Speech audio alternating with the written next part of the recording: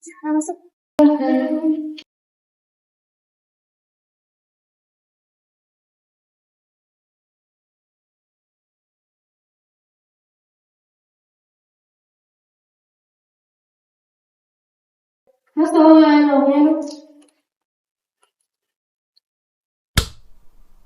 Baik, jadi mbak-mbak di sini mau ngapain ya? Jadi begini Pak, Bu, kami dari tenaga teknis kefarmasian ditugaskan oleh pemerintah untuk mengelola apotek di sini. Jadi begitu ya. Oh iya, terima kasih ya Mbak sudah datang ke desa kami. Semoga Mbak bisa melakukan tugasnya dengan lancar. Makasih ya mbak, silakan diminum dulu mbak.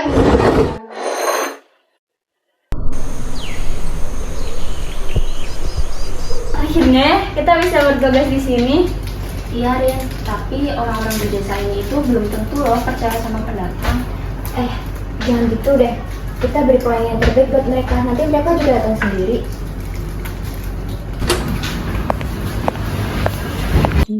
Oh, jadi mbak-mbak ini yang mulai minggu ini bakal ngisi apotek di sini?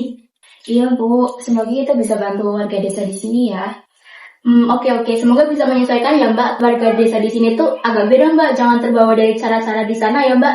Tapi kan ilmu farmasi itu tujuannya sama ya, supaya pasien kan jadi lebih sehat.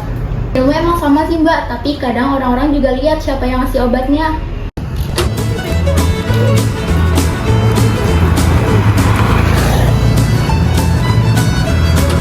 Berat mas, kamu beri obat. Selamat siang ibu. Siapa ini? Gue belum pernah lihat.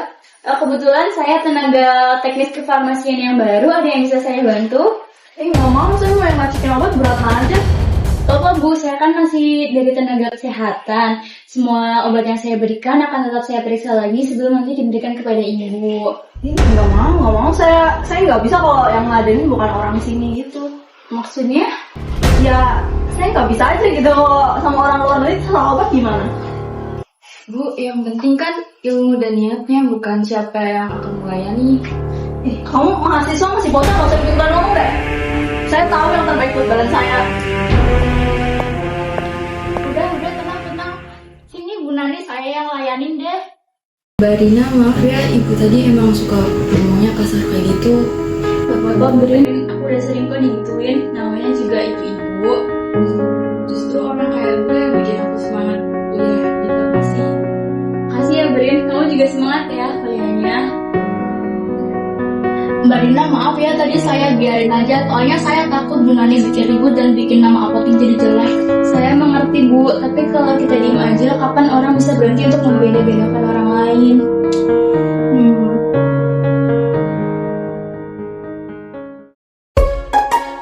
Wah, ini apotekernya baru ya? Kok yang jaga bukan Bu Ratna? Iya Bu, kami dari program pemerintah petugas penugasan khusus kami di sini untuk membantu penyediaan obat. Apa benar dia ngasih obat?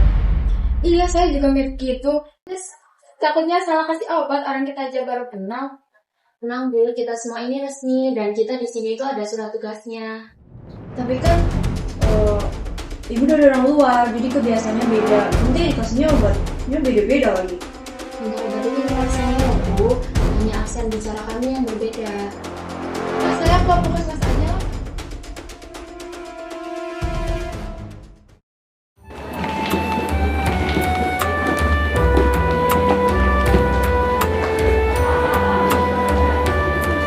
Apoteker itu dari luar tahu.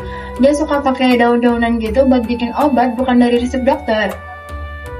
Saya juga takut Bu, jangan-jangan ntar mereka kasih obat yang aneh-aneh lagi. Nah kita kenapa-napa lagi.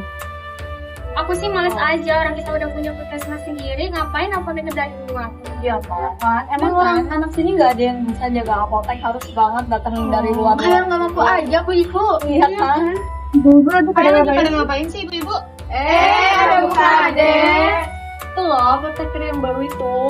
Masa sih? Itu loh apotek yang baru itu, yang dari pemerintah. Iya loh, apoteker itu Yang dari luar. Ibu jangan kayak gitu, jangan. Kita kan harus berpikir positif. Kalian jangan asal nuduh gitu. Kita kan belum tahu. ya sih, tapi kelihatannya kayak nggak mau begitu loh. Kalian harus lihat langsung makanya, jangan asal ngomong dulu di sini. Saya nggak percaya sama orang luar. Ibu-ibu lihat dulu makanya. barusan saya sebel banget deh.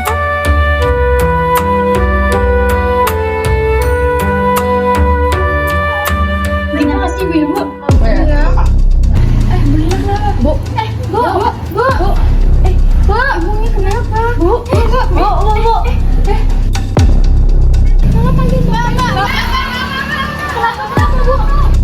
Sebelumnya ibunya kenapa ya? Nggak tahu tiba-tiba pingsan.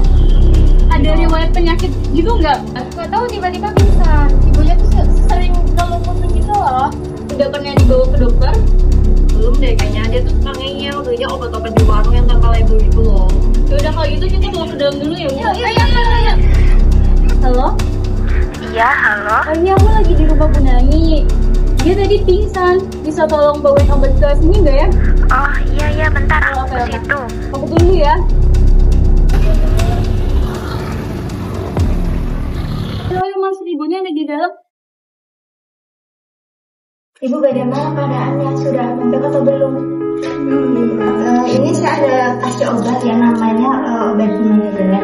Ibu bisa dimakan 2 kali sehari, baik sudah makan ataupun sebelum makan. Kalau misal ibu masih merasa pusing, ibu bisa konsultasi ke dokter biar diperiksa lebih lanjut lagi ya Bu. Oh ya Bu, lain kali kalau misalnya dirasa pusing atau mungkin gak enak badan, itu jangan asal minum obat dari warung ya. Bisa langsung ke puskesmas atau periksa ke dokter supaya hasil diagnosis penyakitnya lebih tepat. Ya sudah ya Bu, kami pamit dulu. Semoga Ibu cepat sembuh. Amin. Hati-hati ya Bu. Makasih ya Bu. Kenapa ya mbak-mbak di apotek kemarin nolongin saya? Mana sampai jenguk ke rumah segala lagi. Padahal kemarin-kemarin saya udah ngomongin jelek-jelek soal dia. Emangnya dia gak sakit hati? Harusnya saya gak ngomong hal-hal kasar kayak gitu. Aduh, saya jadi gak enak. Pengen minta maaf, tapi gimana ya?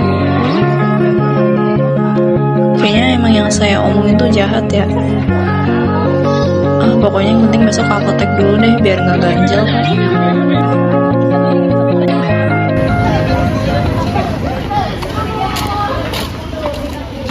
Kenapa? Bu, saya nggak enak deh sama mbak-mbak yang di apotek kemarin. Padahal saya udah ngomong mereka jelek-jelek kan. Nanti nggak enak man mau bantuin saya nggak enak. Ini buat permintaan maaf, ibu bawain buah tangan aja buat mbak-mbaknya. Saya juga sempet pikiran kayak gitu sih.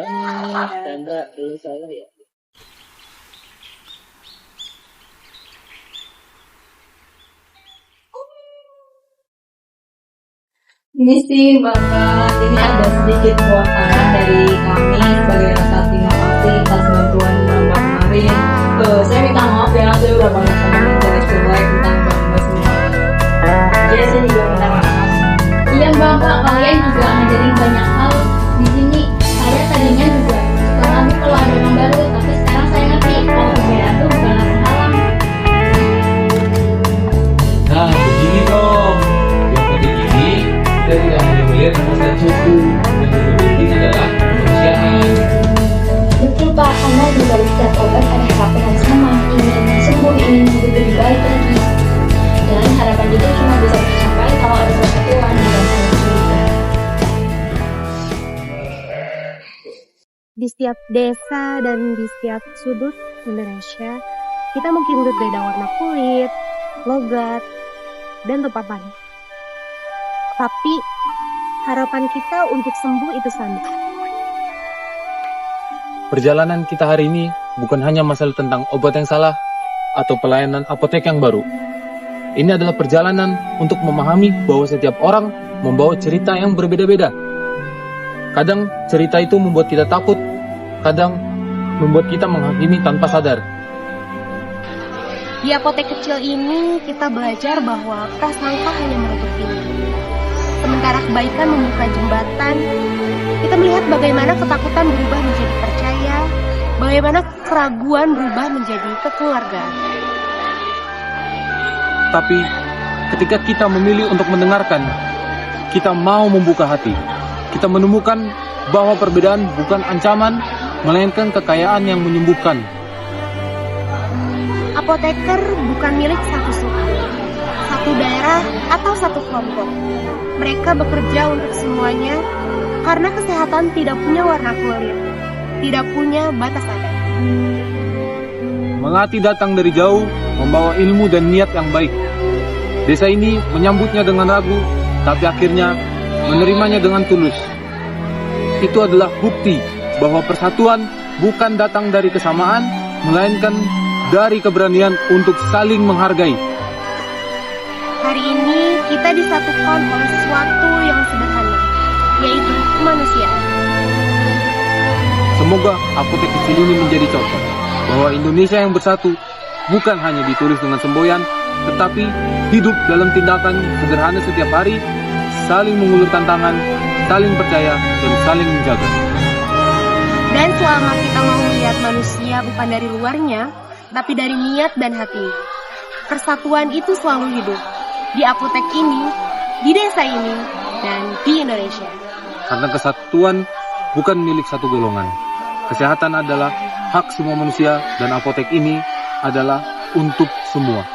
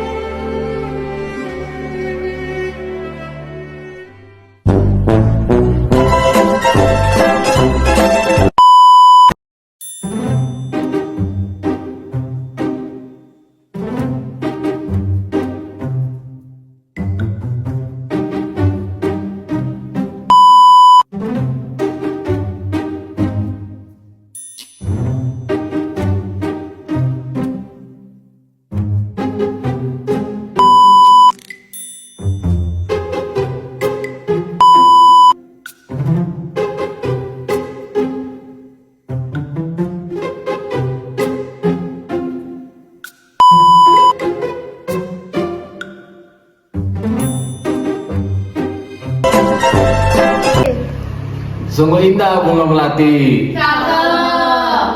Wanginya semerbak sepanjang hari. Cakep. Hati-hati mengelola mulut berperi, Cakep. agar tak ada kata-kata yang terperi. Cakep. Nah,